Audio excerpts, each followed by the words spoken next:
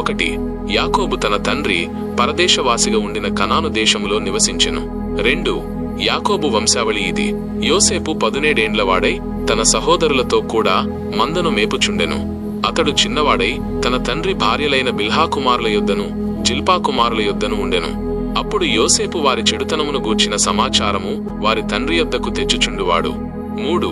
మరియు యోసేపు ఇశ్రాయేలు వృద్ధాప్యమందు పుట్టిన కుమారుడు గనుక తన కుమారులందరికంటే ఎక్కువగా అతని ప్రేమించి అతని కొరకు విచిత్రమైన నిలువుటంగి కుట్టించెను. 4.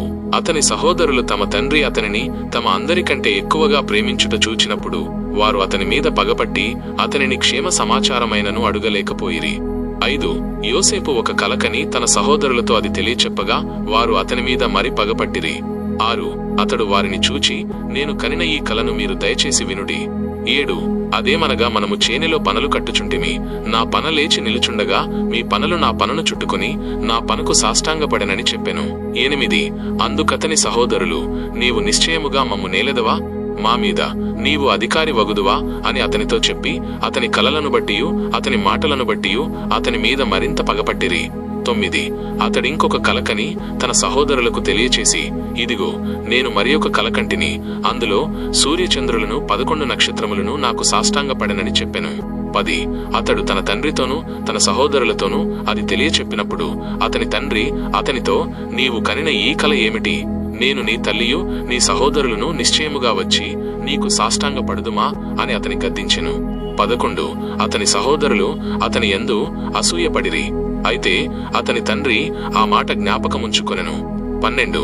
అతని సహోదరులు షెకెములో తమ తండ్రి మందను మేపుటకు వెళ్ళిరి. 13.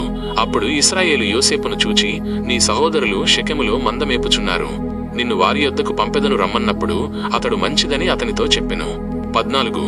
అప్పుడతడు, నీవు వెళ్ళి నీ సహోదరుల క్షేమమును మందక్షేమమును తెలుసుకొని నాకు వర్తమానము తెమ్మని అతనితో చెప్పి హెబ్రోను లోయలో నుండి అతని పంపెను. అతడు షెకెమునకు వచ్చెను. 15. అతడు పొలములో ఇటు అటు తిరుగుచుండగా ఒక మనుష్యుడు అతనిని చూచి, నీవేమి వెదకుచున్నావని అతనిని అడిగెను. 16. అందుకతడు, నేను నా సహోదరులను వెతుకుచున్నాను, వారు ఎక్కడ మందను మేపుచున్నారో అది దయచేసి నాకు తెలుపుమని అడిగెను. 17. అందుకు ఆ మనుష్యుడు, ఇక్కడ నుండి వారు సాగి వెళ్ళిరి, వారు దోతానుకు వెళ్ళుదము రండని చెప్పుకొనుట వింటినని చెప్పెను. అప్పుడు యోసేపు తన సహోదరుల కోసము వెళ్లి దోతానులో వారిని కనుగొనెను. 18. అతడు దగ్గరకు రాకమునుపు వారు దూరము నుండి అతని చూచి అతని చంపుటకు దురాలోచన చేసిరి. 19. వారు, ఇదిగో ఈ కలలు కనువాడు వచ్చుచున్నాడు, 20.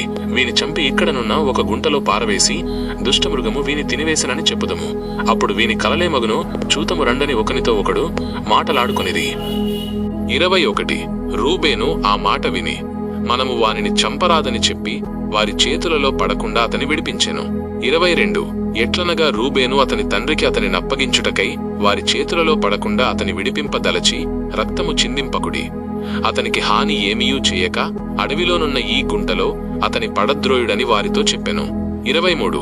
యోసేపు తన సహోదరుల యొద్దకు వచ్చినప్పుడు వారు యోసేపు అంగీని అతడు తొడుగుకొనియుండిన ఆ విచిత్రమైన నిలువుటంగిని తీసివేసి 24. అతని పట్టుకుని ఆ గుంటలో పడద్రోసిరి. ఆ గుంట వట్టిది, అందులో నీళ్లు లేవు. 25. వారు భోజనము చేయ కూర్చుండి కన్నులెత్తి చూడగా ఐగుప్తునకు తీసుకుని పోవుటకు గుగ్గిలము మస్తకియు బోళమును మోయిచున్న ఒంటెలతో ఇష్మాయేలీయులైన మార్గస్థులు గిలాదు నుండి వచ్చుచుండిరి. 26.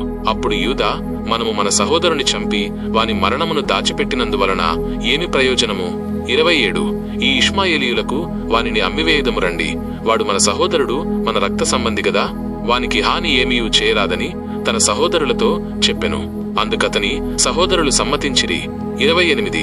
మిద్యానీయులైన వర్తకులు ఆ మీదుగా వెళ్ళుచుండగా వారు ఆ గుంటలో నుండి యోసేపును పైకి తీసి ఆ ఇష్మాయేలీలకు 20 తులముల వెండికి అతనిని అమ్మివేసిరి. వారు యోసేపును ఐగుప్తునకు తీసుకొని పోయిరి. 29. రూబేను ఆ గుంటకు తిరిగి వచ్చినప్పుడు యోసేపు గుంటలో లేకపోగా అతడు తన బట్టలు చింపుకొని 30 తన సహోదరుల యొద్దకు తిరిగి వెళ్లి, చిన్నవాడు లేడే, అయ్యో నేనెక్కడికి పోదుననగా 31. వారు యోసేపు అంగీని తీసుకుని ఒక మేకపిల్లను చంపి దాని రక్తములో ఆ అంగీ ముంచి 32 ఆ విచిత్రమైన నిలువుటంగిని పంపగా వారు తండ్రి యొద్దకు దానిని తెచ్చి, ఇది మాకు దొరికెను, ఇది నీ కుమారుని అంగీ, అవునో కాదో గుర్తుపట్టుమని చెప్పిరి. 33 అతడు దానిని గుర్తుపట్టి, ఈ అంగీ నా కుమారునిదే, దుష్టమృగము వారిని తినివేసెను, యోసేపు నిశ్చయముగా చీల్చబడిననెను. 34 యాకోబు తన బట్టలు చింపుకొని తన నడుమున గోనెపట్ట కట్టుకొని అనేక దినములు తన కుమారుని నిమిత్తము అంగలార్చుచుండగా 35 అతని కుమారులందరూ అతని కుమార్తెలందరూ అతనిని ఓదార్చుటకు యత్నము చేసిరి. అయితే అతడు ఓదార్పు పొందనొల్లక, నేను అంగలార్చుచు మృతుల లోకమునకు నా కుమారుని యొద్దకు వెళ్లదనని చెప్పి అతని తండ్రి అతని కోసము ఏడ్చెను. 36 మిద్యానీయులు ఐగుప్తునకు అతని తీసుకొని పోయి ఫరో యొక్క ఉద్యోగస్తుడును రాజ సంరక్షక సేనాధిపతియునైన పోతీఫరునకు అతనిని అమ్మివేసిరి.